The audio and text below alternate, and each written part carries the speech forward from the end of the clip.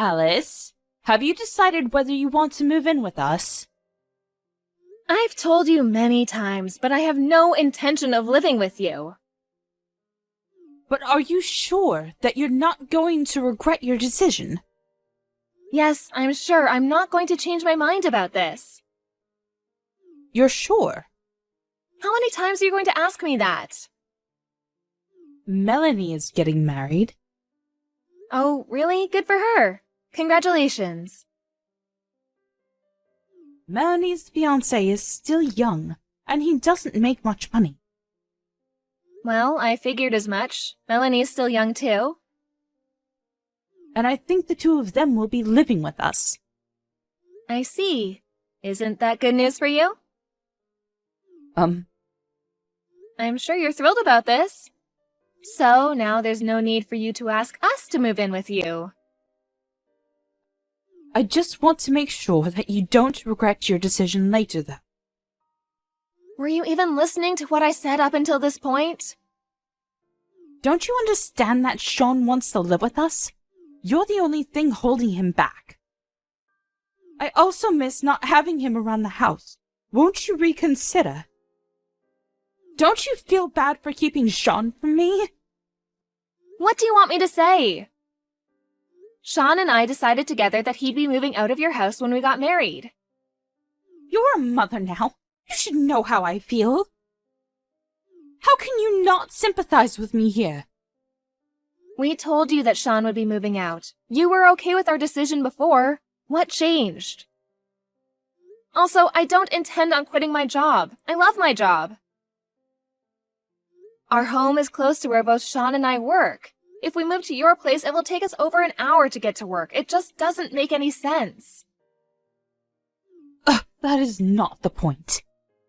Now that you have a daughter, doesn't it make sense for you to live with us? You're not listening to me. You're trying to make all the decisions here. You don't know what Sean really wants. Why do you assume that moving in is what he wants? Well, Sean is kind and he cares about his parents. He can't tell you how he really feels because you'll chew him out. If you try to listen to him, he'll tell you how he's really feeling.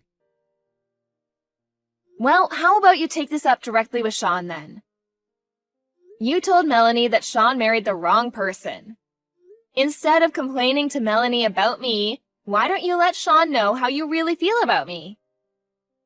I would, but you don't let me see him as much as I want to.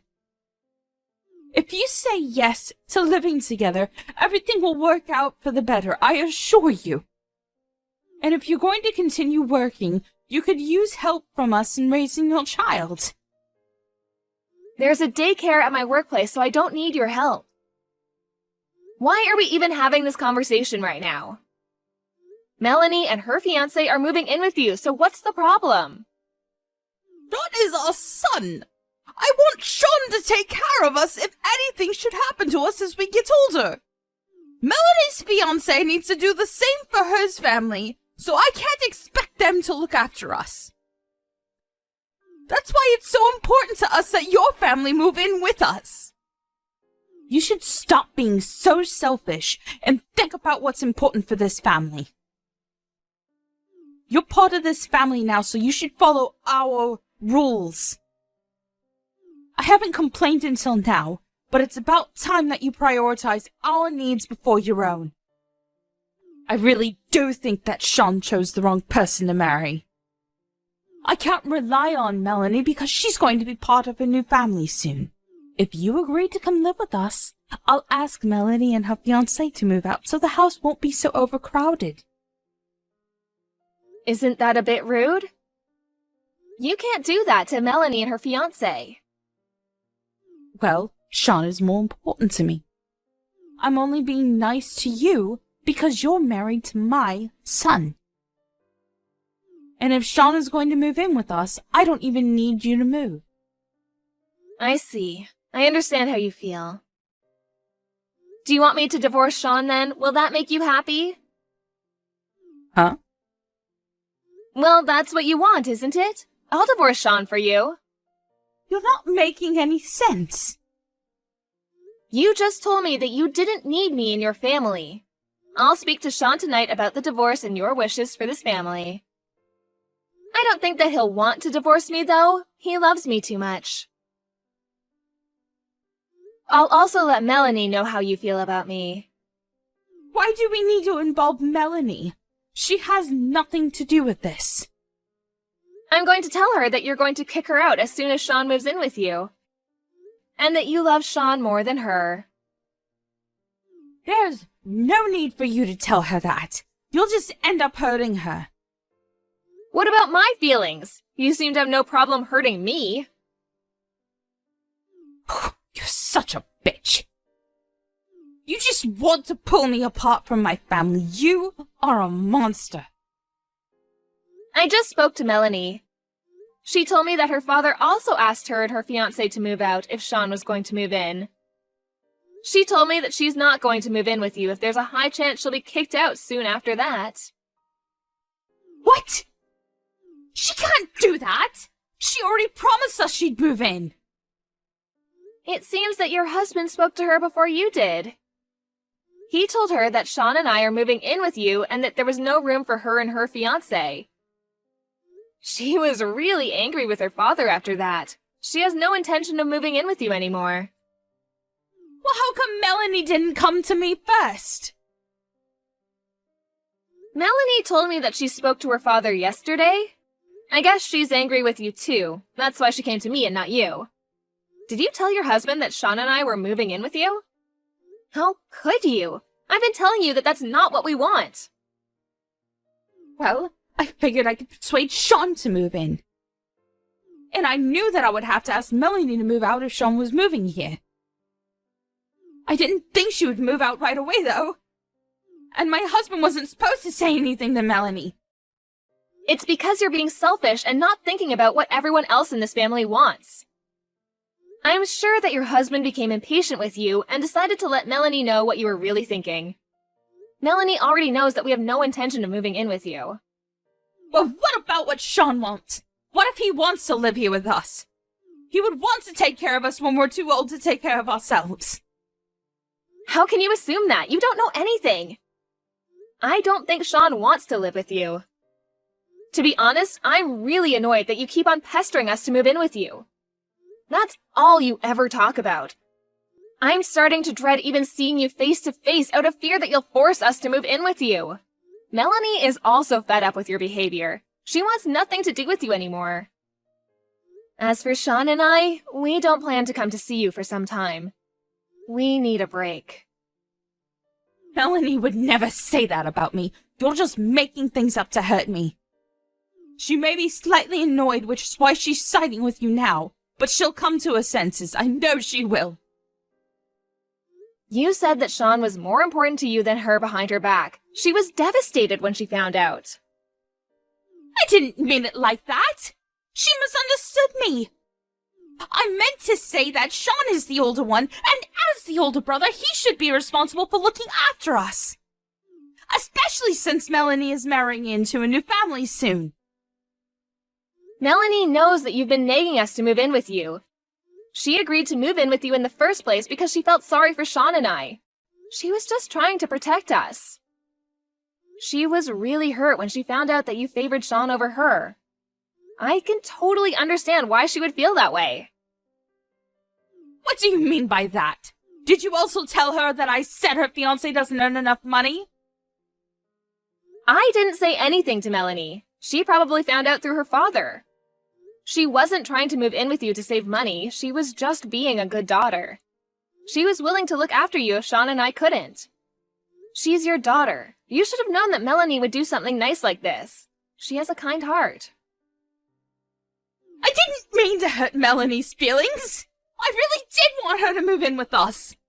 But I figured that she'd want to move out eventually. I guess I was just trying to act strong. It just sounds like you're making a bunch of excuses. Shouldn't you be telling Melanie this directly instead of me? Well, Melanie won't pick up my calls. I think she's very angry with me. Would you mind telling her how I really feel? Melanie doesn't want to talk to you or hear what you have to say to her. I also showed Sean the conversation we've been having over chat up until now. He just got home from work. I thought that he ought to know how his mother was acting. What did Sean say? He said he'd rather cut off all ties with his parents than divorce me. Sean would never do that to us. Sean's my son. You're lying again. He can't abandon us. He's going to give you a call soon to talk to you directly about this. But first, he's going to talk things over with Melanie. As for me, please don't try to get in touch with me anymore. I have nothing more to say to you. You stress me out. It's not good for my mental health. By the way, I'm pregnant with my second child. You're pregnant? When did you find out? Yes, I'm pregnant. Do you know if you're having a boy or a girl? It's a boy. That's great! Now you have more the reason to move in with us. Since Sean's going to cut all ties with you, I don't plan on introducing my new baby to you. You can't keep me from my own grandson. That's cruel, even for you. See, all you care about is yourself. Hasn't it ever occurred to you that we don't want to spend a minute more with you? You're stressing me and my family out. I'm sure we can work something out.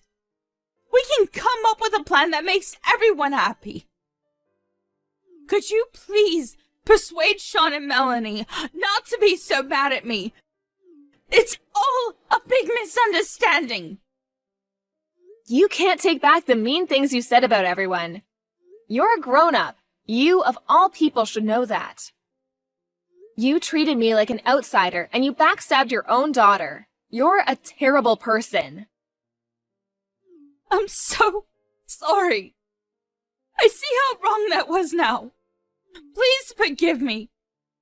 I didn't mean any of it. Seriously. We're not going to forget the horrible things you said about us. How about you and your husband take care of yourselves for the rest of your lives?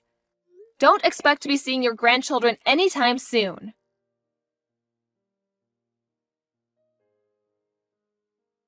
Melanie and Sean talked things over and came to a mutual decision. They both wanted nothing to do with their parents. If one of their parents got sick, they would figure out what to do when the time comes. For some reason, their father was livid with their decision. But Melanie and Sean didn't care, and they continued to ignore their parents completely. The following year, Alice gave birth to a healthy baby boy. But Alice and Sean didn't go out of their way to introduce him to his grandparents. They had the decency to send Sean's parents a Christmas card informing them of the birth of their new grandson, though. If only Sean's mother hadn't been so pushy and stubborn about Alice and Sean moving in with them, things might have turned out better for everyone. We're left to wonder whether Sean, Alice, and Melanie will ever forgive Sean's parents.